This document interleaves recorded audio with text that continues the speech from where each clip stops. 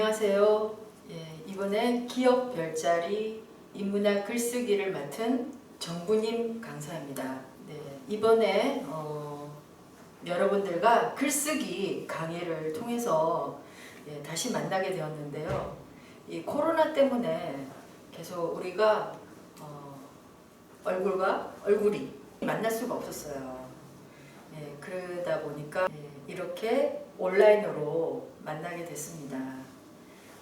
이렇게도 인터넷 화면으로 보니까 또 새롭죠. 이번 테마는 뭐냐면요.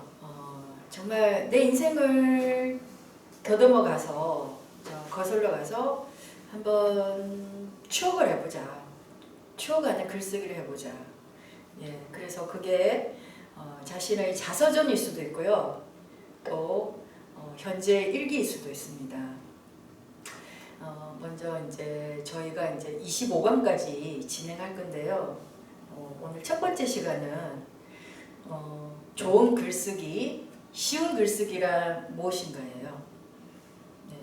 조금 지루할 수도 있는데 제가 최선을 다해서 한번 여러분들과 만나려고 하니까 여러분들도 눈을 크게 뜨고 한번 봐주시기 바랍니다. 자, 좋은 글쓰기가 무엇일까요?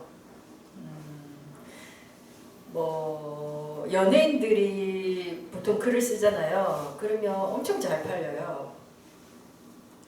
왜 그런지 아세요? 그 사람에 대해서 조금은 알고 있어요. 그래서 그 사람이 가지고 있는 어떤 비하인드 스토리를 꺼내놓으면 굉장히 궁금하죠. 그래서 그것을 찾아서 사보기도 하고 또 빌려보기도 하고, 그래서 일단 인지도가 있는 사람들의 글은 참 이렇게 잘 팔린다. 보통 이제 연예인들이 낸 그런 글들을 보면 쉬운 언어가 많아요. 그래서 쉽게 읽히거든요.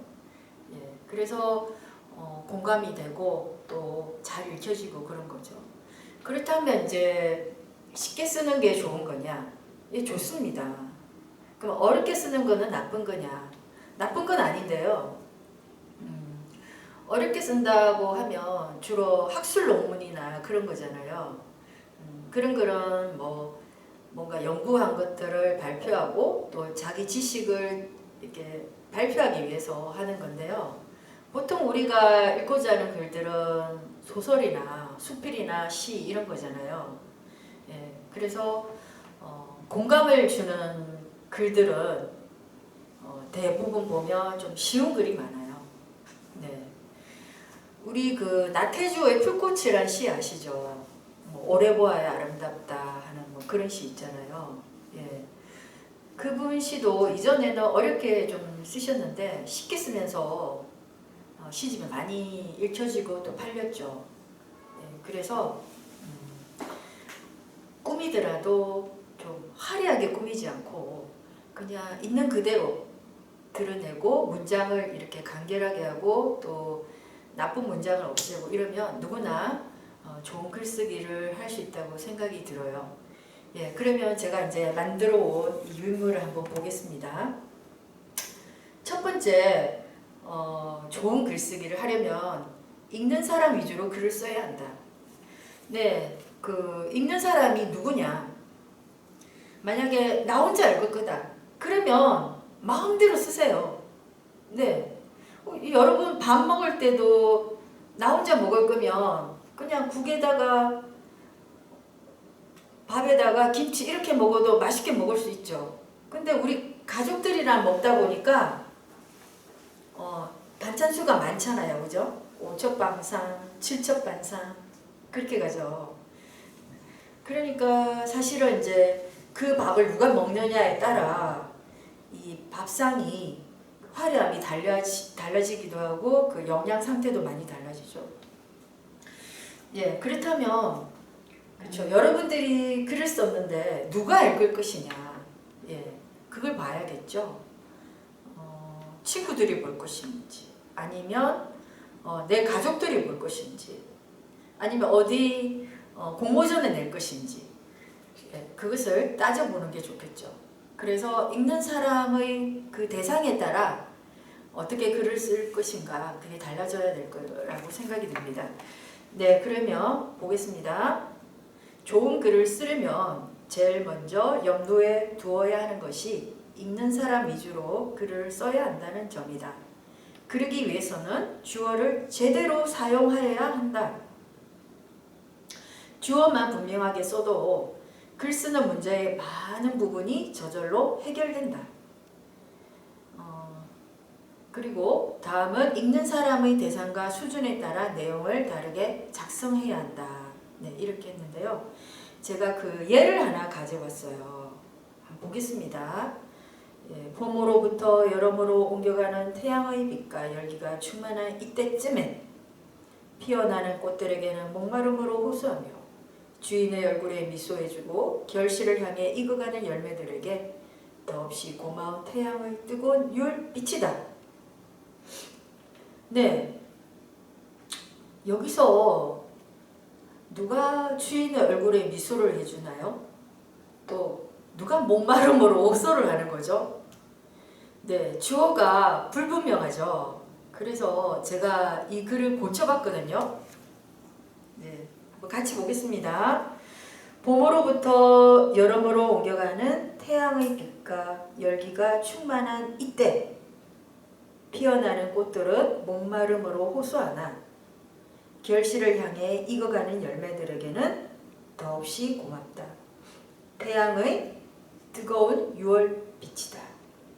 네, 어때요?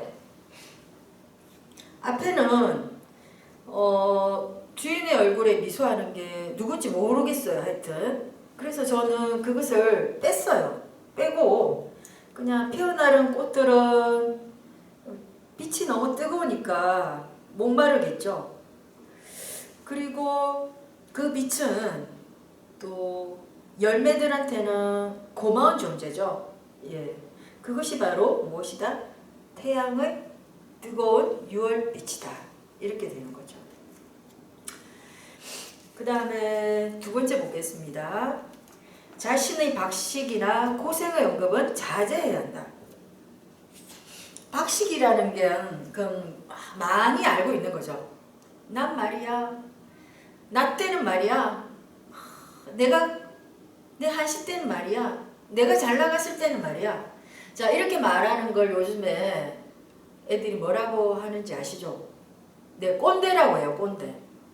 네, 꼰대처럼 말을 하거나 또 꼰대처럼 글을 쓰는 것은 네, 피해야 된다는 겁니다. 그래서 네, 글은 상대에게 필요한 정보를 알리는 것이지 자신의 업적이나 고생을 알리는 것이 아니다. 우리 그런 말씀 많이 하시죠. 내가 여태 살아온 인생을 글로 적는다면 뭐 이만큼의 책이 수십 권이다 막 이런 말씀하시죠. 근데 막상 글을 쓰라고 하면 네, 잘 안 됩니다. 네. 자, 그리고 자신이 고생한 양과 문장의 양을 비례시키는 우를 범하지 않아야 한다. 아시겠죠? 내 고생은 이만큼인데 그 이만큼을 문장으로 다 옮기면 사람들이 네, 힘들어하죠. 그죠? 그 고생의 엑기스만 갖고 와서 드러내야겠죠. 그리고 자신이 알고 있는 내용을 전부 나열한다고 좋은 것은 아니다. 상대가 원하는 정보만을 치밀하게 구성하며 흥미를 유지하면서 제공하여야 한다. 네, 그 다음 문장은 누가 한 문장이냐면요. 우리 앙드레김 아시죠? 예.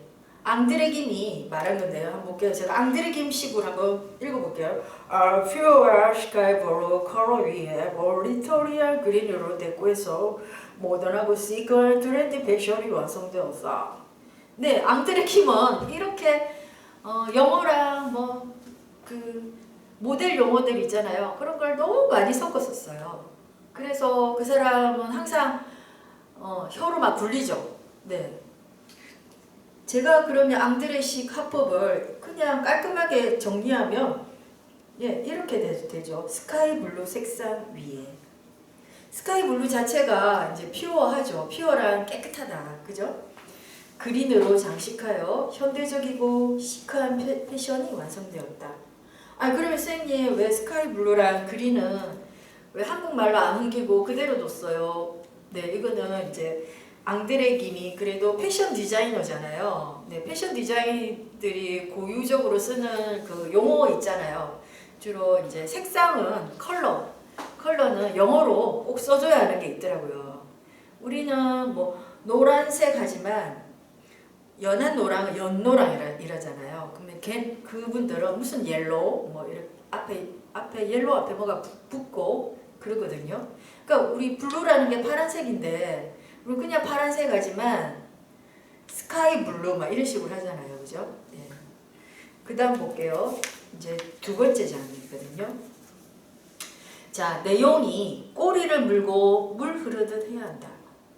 네, 한 문단이 있는데요. 그 문단이 어떻게 자연스럽게 넘어가야 되겠죠. 네. 어떤 사람이 막 열심히 얘기하고 있는데 누가 이렇게 툭툭 자꾸 들어와요. 그러면 그 얘기가 끊어지죠. 예, 글도 마찬가지예요. 어떤 소재가 있으면 그 소재를 가지고 끝까지 밀고 나가야 되는데 또 다른 소재를 끌고 또 제3의 소재를 끌고 이러면 글이 네, 복잡해지고 흐트러지게 되죠. 네, 그럼 제가 읽어볼게요. 읽는 사람의 생각이 자연스럽게 흘러가도록 하고 읽는 사람의 기대에 부응하여 어휘를 고르고 문장과 문단을 구성해 나가면 좋은 글이 된다. 네, 빗물이 모여 시내를 또 강물이 바다가 되듯이 어휘가 모여서 문장을 이루고 문장은 합쳐 문단이 되며 문단은 면면이 흘러 결론에 도달하게 된다. 자기가 펴고자 하는 논리도 이러한 논리에 맞춰야 설득력이 있다. 예, 그러면 예를 한번 볼게요. 이게 제가 가르친 학생이 쓴 글인데요. 볼게요. 책에서는 이런 상황 속에서도 꿋꿋하게 할 일을 하며 가진 상처를 치료해 나가는 원나의 마음가짐과 마을 사람들이 다시 돌아올 거라는 믿음을 저버리지 않고 네, 마을입니다. 마을 사람들을 돌보는 원나의 태도를 느낄 수 있다. 무슨 말이죠? 원나는 상처가 있고 또 치료를 해가고 또 원나의 마음가짐이 뭐고 또 사람들이 돌아올 거라는 믿음이 있고 또 그죠? 그래서 마을 사람들을 또 돌보고 있고 헷갈리죠? 네, 이런 문장은 제가 또 한번 고쳐볼게요. 좀 끊어주시면 돼요. 끊어주시고 앞뒤 상황에 맞게 조금 순서를 바꾸면 또 글이 단순해집니다. 네, 이런 상황 속에서도 원나는 꿋꿋하게 할 일을 하며 상처를 치료해 나간다. 마을 사람들이 다시 돌아올 거라는 믿음을 저버리지 않고 마을 사람들을 돌보는 원나의 태도를 느낄 수 있다. 네, 그럼 원나의 태도는 착하죠. 마을 사람들을 돌보니까요. 네, 그렇게 하면 이제 원나는 지금 어떤 상황인지 좀 드러나죠. 그 다음 네 번째 볼게요. 네, 표현에 맞는 어휘는 하나이다.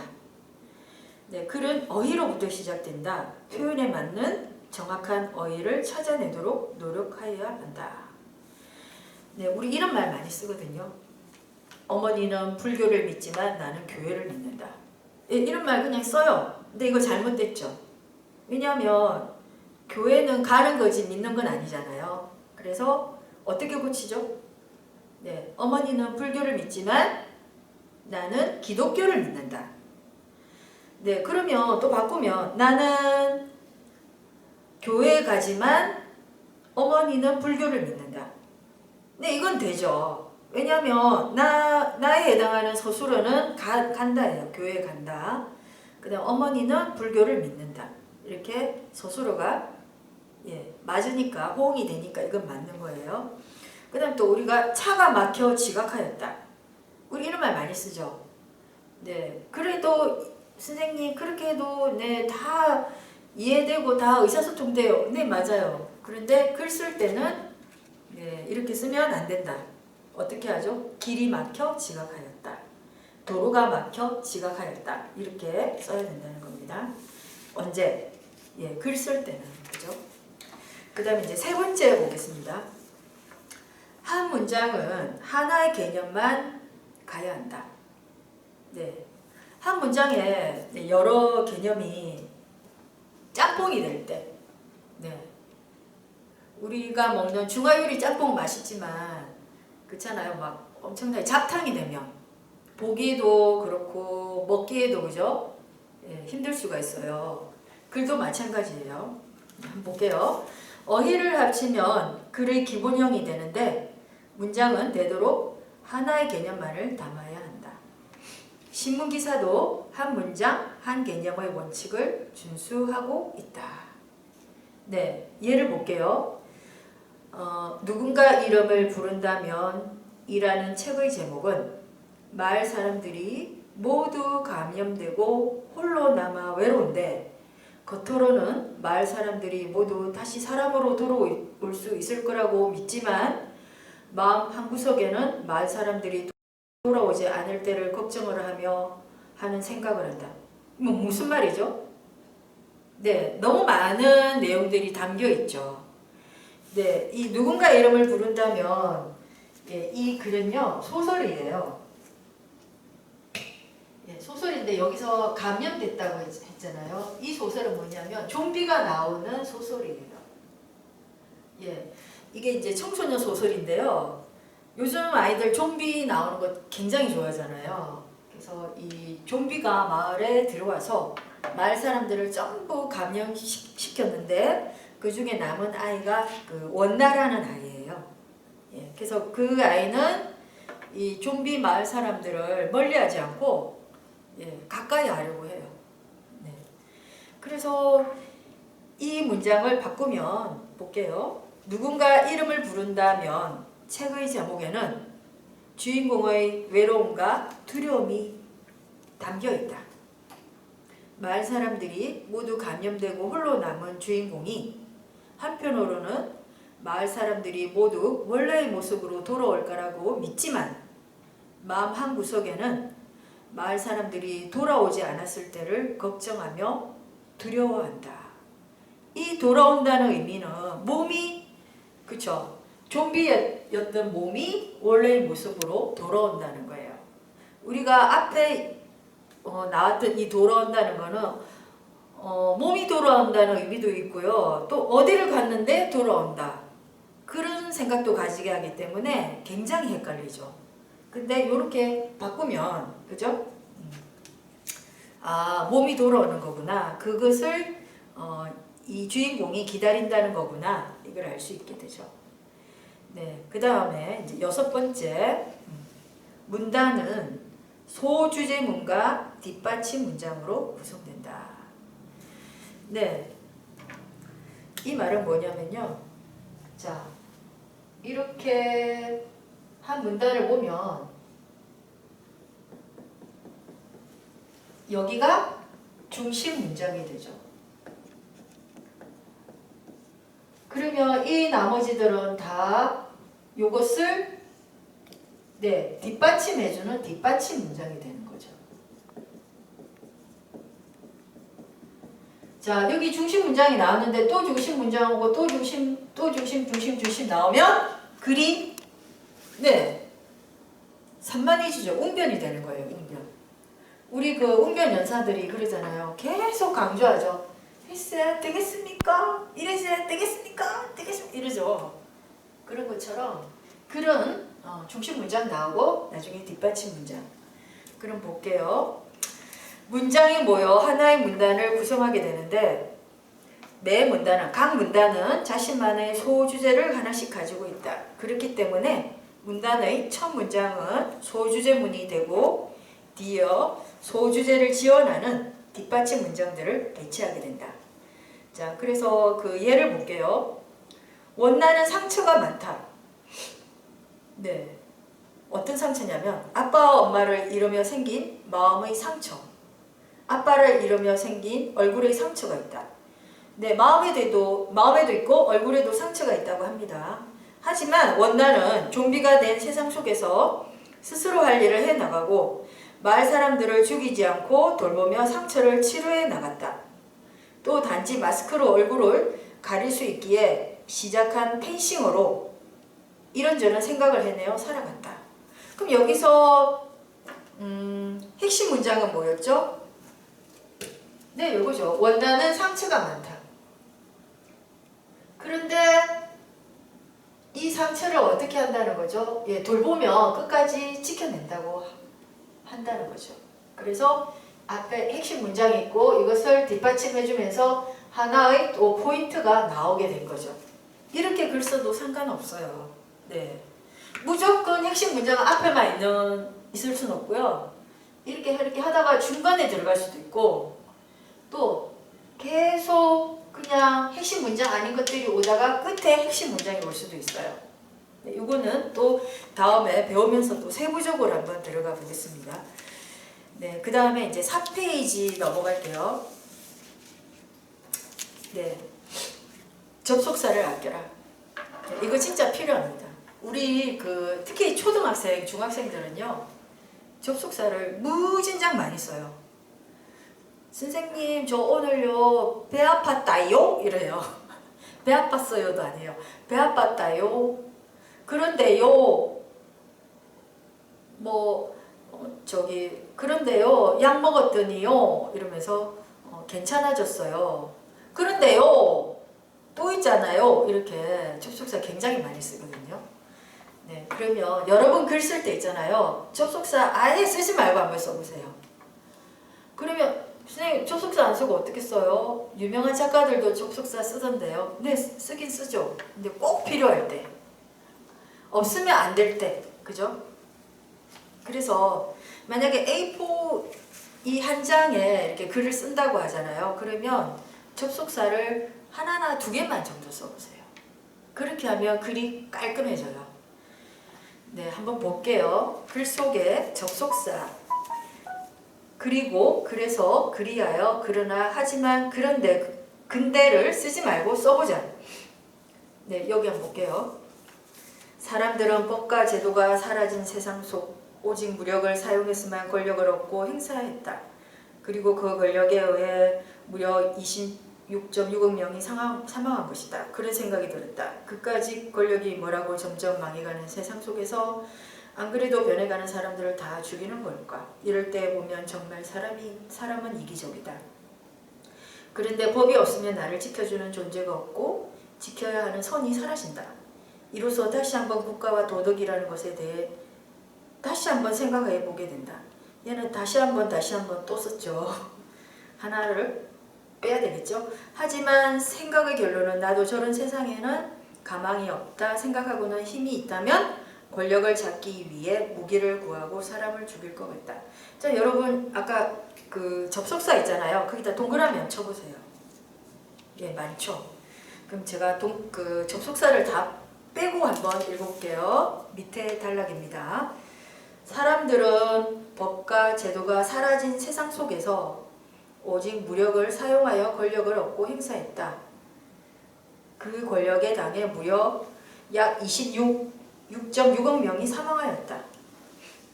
그까지 권력이 뭐라고 점점 망해가는 세상 속에서 안 그래도 변해가는 사람들을 다 죽이는 걸까? 정말 사람은 이기적이다. 법이 없으면 나를 지켜주는 존재가 없고 지켜야 하는 선이 사라진다.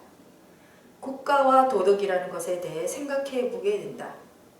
저런 세상에는 가망이 없다 생각하고는 나에게 힘이 있다면 권력을 잡기 위해 무기를 구하고 사람을 죽일지도 모른다. 네, 앞에 거보다 깔끔해졌죠? 네. 그래서 여러분들 접속사 쓰지 말고 끝까지 한번 써보시기를 바랍니다. 8번. 네, 주요 내용이 한눈에 파악되어야 한다. 네, 보기 좋은 떡이 먹기도 좋은 법.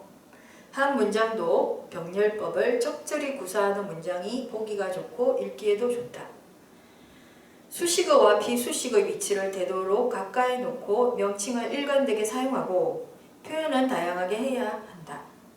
말했다를 중복하여 사용하면 금방 실증이 나기에 설명했다, 주장했다, 밝혔다, 전했다, 거듭했다 등으로 변화를 주어야 한다.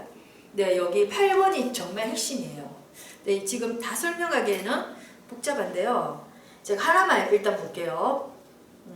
자, 예를 볼게요. 이낙연 전 총리가 다음 대통령 선거 대권 후보이다. 이낙연 종로구 국회의원이 더불어민주당 대표로 선출된다면 2년 임기를 채우지 못하고 선거판에 뛰어들어야 한다. 근데 여기 명칭이 통일이 안 됐죠? 앞에는 이낙연 전 총리, 뒤에는 이낙연 국회의원이랬잖아요. 그럼 또 어떤 사람 또 이낙연 전라도 도지사까지 나오거든요. 그러니까 이분을 명칭을 하나로 그냥 해줘야 된다는 거죠. 이낙연 전 총리를 썼어요. 그러면 끝까지 뒤에도 그냥 전 총리가 아니면 지금 이분은 국회의원이니까 이낙연 국회의원으로 써주고 이 국회의원을 계속해서 이 명칭을 써주는 게 일관성이 있다. 아시겠죠? 그러니까 여러분도 그러잖아요. 김상순 씨가 어떻게 했다 이렇게 했잖아요. 그러면 처음에 나중에 이제 김 씨가 했다가 또 상순 씨가 했다가 또 이렇게 막 바꾼다고요. 그러지 마시고 한번 김상순 씨가 썼으면 그죠? 그러면 김상순 바뀌었으니까 그럼 나 상순 씨로 계속 쓸 거야. 하면 그냥 상순 씨로 계속 써 나가면 되죠. 그렇죠? 아니면 김상순 씨 했고 다른 분은 뭐 김 씨가 아니라 정 씨고 이 씨고 이러면 그냥 계속 김 씨가 이렇게 써주셔도 돼요. 아시겠죠? 네. 그다음 이제 5페이지로 넘어갈게요. 네, 간결과 겸손은 최고의 예술이다. 네, 맞습니다. 글은 말과 마찬가지로 간결함을 으뜸으로 온다. 프로와 아마추어의 차이는 간결함에서 온다. 짧은 시간에 상대를 설득하기 위하여서는 절제된 언어가 가장 강력한 무기가 된다. 네, 맞아요. 우리 말 많은 사람 어떻죠? 네, 말 많으면 다 못 들어요. 그죠? 그 사람이 계속 얘기하면 그죠? 나중에는 그냥 있잖아요. 그냥 길을 막고 있어요. 네. 그랬듯이 그냥 우리가 글도 정말 간결하게 쓰는 것이 가장 중요하다. 노년의 향기가 저는 옛날부터 그 얘기를 했는데 하도 쓰다 보니까 그렇죠. 아름다운 노년의 향기. 자, 사실은 이걸 따져보면 향기 이 자체가 뭐죠? 네, 좋습니다. 향기는 아름답고 우아하고 하여튼 좋은 거는 다 담겨 있죠. 그러면 우리가 방구 향기라고 하나요? 안 하죠. 방귀 냄새라 하잖아요. 그죠? 그죠? 쓰레기 향기라고 하나요? 쓰레기 냄새라고 하죠. 그렇죠? 그래서 이 냄새는 좀 약간 부정적인 의미가 담겨 있을 수도 있고 또 다른 의미도 있죠. 뭐 된장찌개 냄새, 그죠? 그거는 구수한 향기죠. 그래서 향기보다는 냄새가 더 큰 의미이긴 한데요. 이 향기라는 의미는 굉장히 긍정적이고 좋은 의미가 담겨 있다. 그래서 저 같으면 그냥 노년의 향기가 그윽하게 흐르는 곳. 이러면 어떨까 싶더라고요. 그래서 굳이 아름다움을 붙여야 되는지, 그죠? 아름답잖아요. 안 아름다우면 어떡할 건데요? 그래서 노년의 향기가 이렇게 그윽하게 흐르는 곳. 이렇게 하면 좋겠어요. 제가 하고 싶은 얘기는 누구를 상대하고 또 어떤 생각을 하고 어떤 글을 읽느냐에 따라서 그 사람 글이 달라지기도 하고 또 그 사람 말이 달라지거든요. 그러니까 여러분도 이전에 과거에 있었던 그 고생들 있잖아요. 그 고생 생각하면 한숨밖에 안 나오기도 하잖아요. 그렇다면 이제는 한번 종이를 꺼내서 그때 왜 그렇게 힘들고 고생스러웠는지 한번 글로 한번 담아보세요. 그러면 자기 마음이 조금씩 있잖아요. 그 괴로웠던 것들이 이렇게 열려지면서 조금 이렇게 위안이 될 수가 있어요. 그게 바로 글쓰기의 힘이거든요. 그러니까 제가 하고 싶은 이야기는 좋은 생각만 할 수는 없어요. 이제 괴로웠던 생각을 글로 한번 이렇게 끄적여 보는 게 좋을 것 같습니다. 지금은 남에게 보여줄 게 아니라 내가 볼 거니까 무엇이든 한번 써보시라는 거죠. 그리고 문장을 길게 쓰지 마시고 짧게 그리고 연결해서 접속사는 쓰지 마시고 한번 그렇게 한번 글을 써 보실 것을 제가 권유해 봅니다.